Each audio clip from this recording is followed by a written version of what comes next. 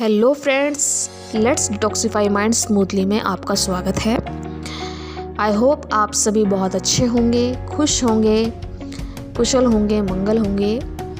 तो शुरुआत करते हैं आज के नए टॉपिक की। टॉपिक का नाम है परिवार की इमोशनल हेल्थ और मेंटल हेल्थ का ध्यान किस तरह से रखें। देखिए फ्रेंड्स, आपको और मुझे, हम दोनों को ही पता है कि परिवार हमारे लिए क्या है। परिवार है तो हम हैं, परिवार नहीं तो हम नहीं।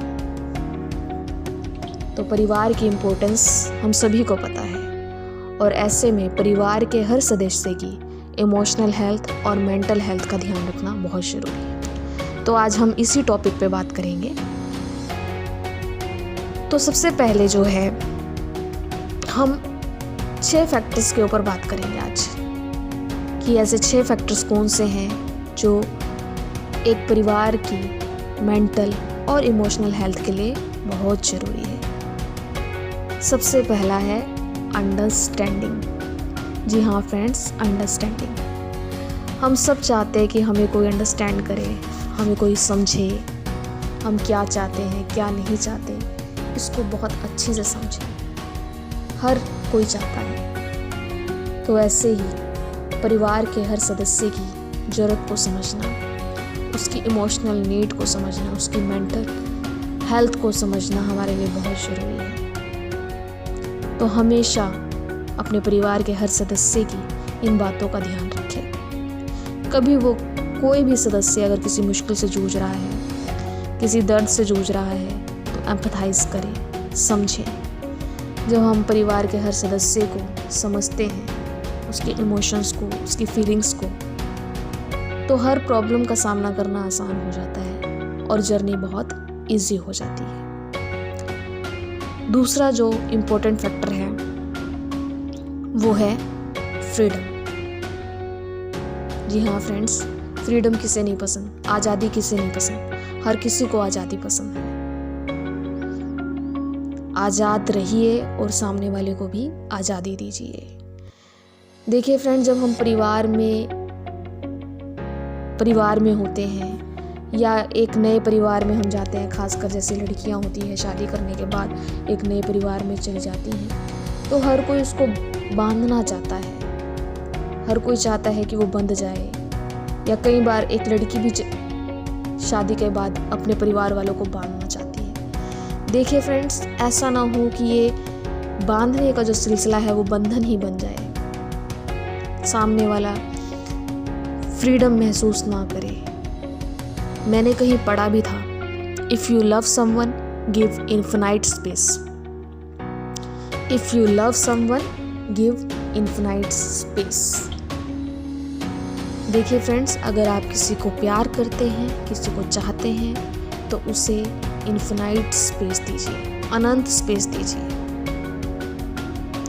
तो सामने वाले की फ्रीडम का, सामने वाले की स्पेस का जरूर ध्यान रखें, चाहे वो आपका परिवार का सदस्य ही क्यों ना हो। सबको अपना स्पेस पसंद है, तो इस चीज़ का ध्यान रखिए। तीसरा जो फैक्टर है वो है ट्रुथ, सच्चाई। हर कोई हर रिश्ते में सच्चाई चाहता है। तो अगर हमें परिवार के हर सदस्य की इमोशनल हेल्थ का ध्यान रखना है, उसकी मेंटल हेल्थ का ध्यान रखना है, तो हमें समझना चाहिए। कई बार परिवार का कोई सदस्य हो सकता है किसी मेंटल या इमोशनल इशू से गुजर रहा हो, तो ऐसे में उसकी प्रॉब्लम को समझना चाहिए, उसकी प्रॉब्लम को स्वीकारना चाहिए। कई बार हम उसकी मेंटल हेल्थ को, मेंटल इश्यूज़ को, या फिर उसकी जो इमोशनल इश्यूज़ होते हैं उसको हम समझते नहीं हैं, उसको हम स्वीकारते ही नहीं हैं। जब हम इन चीज़ों को स्वीकारेंगे नहीं तो हम उसको सॉल्व कैसे करेंगे? हम इग्नोर करते हैं इन चीज़ों को। तो ऐसी चीज़ों को हमें इग्नोर नहीं करना, ऐसी चीज़ों को हमें समझना है और धीरे धीरे फिर उसे हील करना है। अगला जो फैक्टर है वो है हार्मनी। मुझे जो समझ है, मुझे हार्मनी का मतलब यही समझ में आता है कि तालमेल। परिवार में तालमेल होना बहुत ज़रूरी है। तालमेल जहाँ होता है वहीं जो है इमोशनल हेल्थ अच्छी बनी रहती है परिवार में। मेंटल हेल्थ अच्छी बनी रहती है।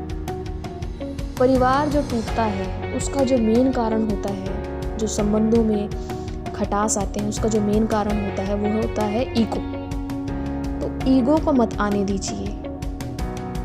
ईगो आने से ही क्या होते हैं, इतने सारे इमोशनल इश्यूज हो जाते हैं, मेंटल इश्यूज हो जाते हैं। तो ईगो को ना आने दें, ईगो को नीचे रखें, हार्मनी बना के रखें। जिस परिवार में हार्मनी होती है उस परिवार के हर सदस्य की इमोशनल हेल्थ और मेंटल हेल्थ बहुत अच्छी रहती है।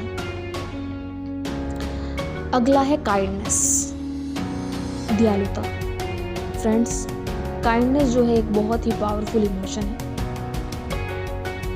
जब हम सामने वाले को समझ लेते हैं और अगर हमारे अंदर ये काइंडनेस का गुण है तो उसकी गलती होने पर भी हम उस पर डांटते नहीं, चिल्लाते नहीं, हम उसकी हेल्प करने के लिए तैयार रहते हैं। तो अपने फैमिली मेम्बर्स की गलतियों को समझना, उनको माफ़ करना बहुत ज़रूरी होता है।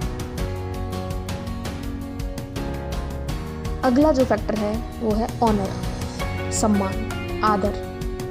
सम्मान आदर किसे नहीं पसंद, हर किसी को पसंद है। इसलिए हमें जो रिस्पेक्ट है वो सबकी करनी चाहिए, चाहे वो घर का छोटा मेंबर ही क्यों ना हो। छोटों की भी रिस्पेक्ट करें, बड़ों की तो करते ही हैं, छोटों को भी समझें, छोटों की फीलिंग्स की रिस्पेक्ट करें, समझें उनकी इमोशंस को, उनकी फीलिंग्स को ठेस नहीं पहुँचाएं। और परिवार में जब ये चीज़ आ जाती है गिनवाने की आदत, सबसे जो बेकार आदत होती है गिनवाना। क्या चीज़ गिनवाना, मैंने तेरा इतना किया, मैंने तेरा ये किया, मैंने तेरा वो किया। परिवार में कभी भी कुछ गिनवाना नहीं चाहिए। कहते हैं ना, नेकी कर दरिया में डाल, भूल जाओ। भूल जाओगे तो संबंध जो है लाइट रहेंगे, हल्के रहेंगे, संबंधों में मिठास बनी रहेगी। तो कभी भी आपने कुछ अच्छा किया परिवार में, परिवार के किसी सदस्य का अच्छा किया, कभी खटास आने पर, कभी मन मुटाव आने पर ये चीज़ें ना गिनवाएं। उसके बाद जो है बहुत इम्पोर्टेंट जो फैक्टर है जो हमारे परिवार की इमोशनल हेल्थ के लिए बहुत ज़रूरी है वो है लव।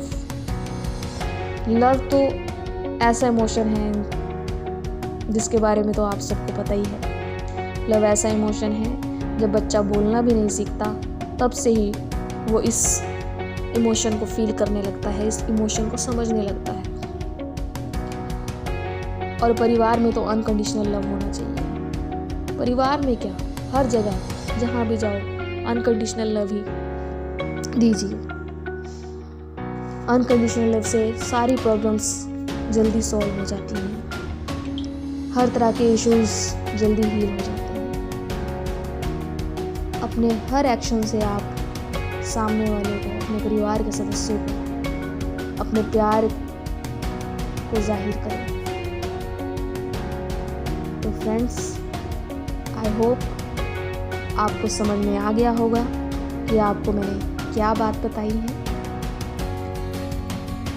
6 फैक्टर्स बताए जो कि हमारे परिवार की हेल्थ के लिए, इमोशनल हेल्थ के लिए, मेंटल हेल्थ के लिए बहुत ज़रूरी है।